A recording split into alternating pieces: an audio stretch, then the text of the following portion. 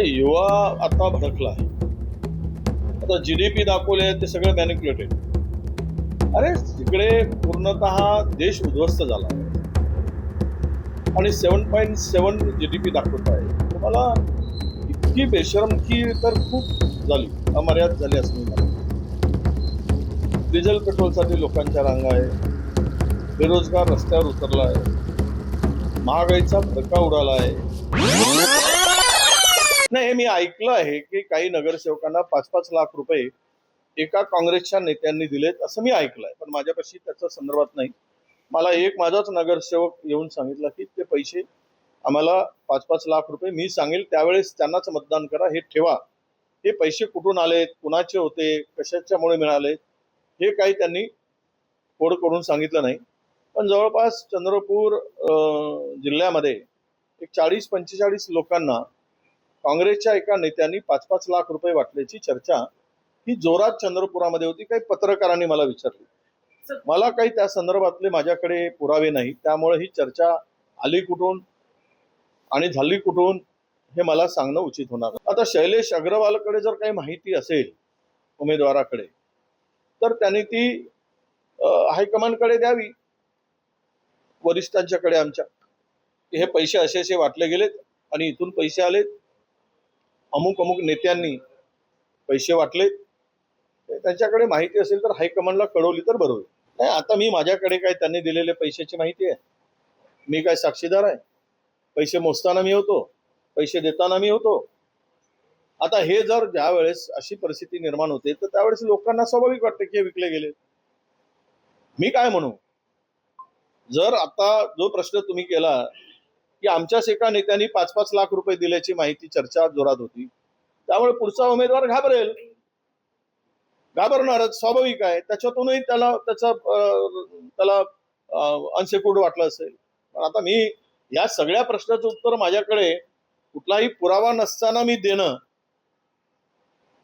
हे उचित नाही. युवा आता भडकला आहे. आता जीडीपी दाखवले ते सगळं मॅनिप्युलेटेड.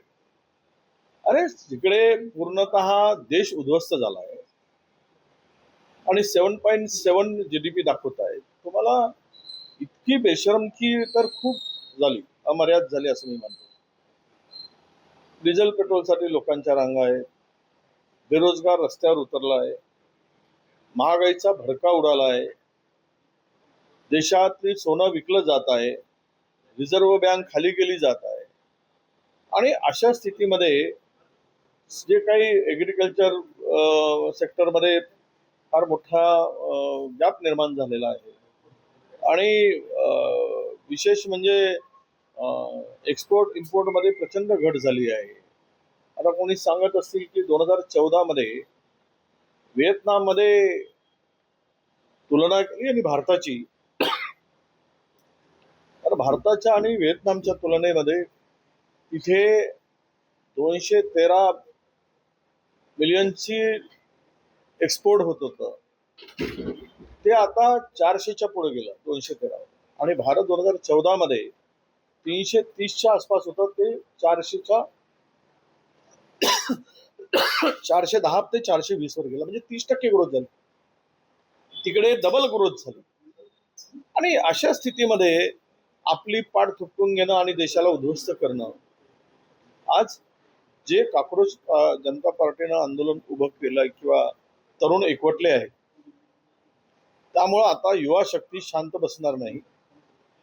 हा तरुण आता रोजगारासाठी भटकणारा या देशाला उद्ध्वस्त होताना बघणार नाही आणि त्यातून, या आंदोलनातून देशातील परिवर्तनाची सुरुवात होणार आहे आणि परिवर्तन होईल. त्याची सुरुवात या आंदोलनातून झालेली आहे आणि या सरकारला जावं लागेल अशी परिस्थिती निर्माण होईल. भीती काय, शेवट हे तर जी प्रवृत्ती आहे देशाच्या खुर्चीवर बसलेली, ही काही महात्मा गांधींच्या विचाराची आहेत काय? ही तर हिटलरच्याच विचाराची आहे. तर काय लपून राहिलाय काय? काय छपून राहिलाय काय? त्यामुळे एखादा सत्यासाठी लढतो आहे, सच्चाईसाठी रस्त्यावर येतो आहे, त्याला दाबण्याचं काम गेल्या 12-13 वर्षामध्ये सगळा देश बघतोय. सरकार विरुद्ध जो बोलला, अरे ज्या वेळेस सीबीएसईच्या 17 वर्षाच्या पोरांना ती सोडत नाही, ज्यामध्ये सीबीएसई मध्ये त्या पोरांची भूमिका त्यांनी मांडली की जो पेपर तपासला गेला त्यात रायटिंग कशी नव्हती, अशा 3 मुलांना हे पाकिस्तानी, त्याने देशद्रोही, 17 वर्षाच्या पोराला सोडत नाहीत असे अंधभक्त या देशात निर्माण झाले. त्यामुळं स्वाभाविक आहे की त्या अभिजितला असं वाटणं. त्यामुळे तो संविधानाच्या दायऱ्यामध्ये, संविधानाच्या चौकटीमध्ये तो काम करतो आहे हे त्याला दर्शवायचं आहे. या सरकारची भूमिका ही कधीच ओबीसीच्या बाजूने राहिलेली नाही. महाराष्ट्र सरकारची मतं घेण्यापुरतं, म्हणजे गाईचं दूध काढण्यापुरतं वासराला गाईच्या स्तनाला लावणं आणि मग ओढून घेणं, मग दूध काढत बसणं, अशीच प्रवृत्ती या सरकारची आहे ओबीसीच्या बाबतीत. आता जर सर्वांनाच या सवलती दिल्या गेल्या आणि सर्वांना जर पुढे, म्हणजे त्यामध्ये हा स्पर्धेत कसा टिकू शकेल? बरं, लोकसंख्येचाही ओबीसीचा विचार केला नाही. जेवढे तुम्ही सारथीला देताय तेवढे आम्हाला देताय. या सवलती देत असताना देशातील ओबीसी 50% वर आहे, मग तेवढी तरतूद करायला पाहिजे. पार्टी, सारथी, तार्टी या बरोबरच जर पैसे मिळत असतील तर इतक्या मोठ्या समूहाचा, समाजाचा कसा विकास होईल? परत त्यांना देण्याला आमचा विरोध नाही. तुम्ही SC ST प्रमाणे आम्हाला स्कॉलरशिप मध्ये 100% सवलती द्या ना. जे विलासरावांनी 50% सुरू केली होती 2004 मध्ये, विलासराव देशमुख साहेब मुख्यमंत्री असताना. तुम्ही आम्हाला 100% सवलती ओबीसी साठी द्या. याच्यात भटक्या जमाती आहेत, भटक्या विमुक्त जमाती आहेत आणि खूप गरीब समाज आहे. आणि अशामध्ये ह्यांचा इतरांना सवलती देत असताना यांची अडचण होऊ नये, यांची कुचंबना होऊ नये, हा विचार केला गेला पाहिजे. असा हे विकत घेणारा बाजार मांडलाय राजकारणाचा बाजार झालाय. रस्त्यावर बसून वाटेल ते घेता येतं, वाटेल ते खरेदी करता येतं असा समज, अशी खात्रीच भारतीय जनता पक्षाला झाली आहे. म्हणून प्रचंड भ्रष्टाचार करून पैसे गोळा केले, सगळे रेकॉर्ड मोडले गेलेत भ्रष्टाचाराचे. हा देश विकला गेला. जो देश नाही विकणे दूंगा म्हणणारे देश विकला, देश विकून खाला. हे पैसे आले कुठून? जर हे उमेदवार विकले गेले तर कारवाई दोघांवरही व्हायला पाहिजे, घेणाऱ्यावरून आणि देणाऱ्यावरून. दोन्ही जबाबदार असतात. लाच घेणारा असतो आणि लाच देणारा असतो. जर विकले गेले त्यांची चौकशी व्हायला पाहिजे, एक गोष्ट. दुसरी गोष्ट अशी की जे उमेदवार उभे केले ते जर त्यांना, एक तर उमेदवारच उभे व्हायला तयार आहेत, कारण या प्रचंड शक्तीपुढे 10-10 लाख 15-15 लाखाचं जर मार्केट ओपन झाला तर कोण हिंमत करेल?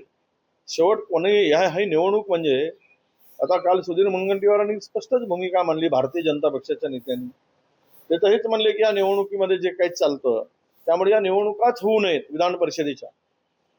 इथे जो नगरसेवक निवडून येतो तो कोणाचाच नसतो, तो फक्त या विधान परिषदेमध्ये कोण देईल याच भूमिकेत असतो. हे आता अनेक ठिकाणी दिसून आलेलं आहे. काही प्रामाणिक आहेत, 25-30% असतील, 70% लोक विकले जातात. पुन्हा आरोप करतोय.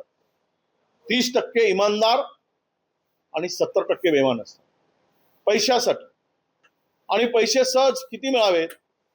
5 लाख, 10 लाख, 15 लाख. अरे काय धंदा करून ठेवलाय राजकारणाचा? याचा विचार कोणी मानणार आहे की नाही? आम्हालाच प्रश्न विचारणार. हे पैसे आले कुठून? कुठल्या ह्याच्यातून आले? काय सोर्स? आता आम्ही उमेदवार उभे केले ते विकले गेले. अनेक वेळा यापूर्वी निवडणुका अनुभूत झाल्यात, नाही झाल्यात सर. पण आता उमेदवार विना आपल्याच लोकांनी आपल्याच माणसाकडून पैसे मागत असतील, ज्या त्या पक्षाच्या, काय भारतीय जनता पक्षाच्या लोकांनी पैसे नाही मागितले, त्याही नगरसेवकांनी पैसे मागितले, तर देणार कुठून? हा धंदा झालेला आहे. म्हणजे मला असं वाटतं की विधान परिषदेतलं राजकारण वेश्येला लाजवेल इतक्या खालच्या स्तरावरचं झालंय.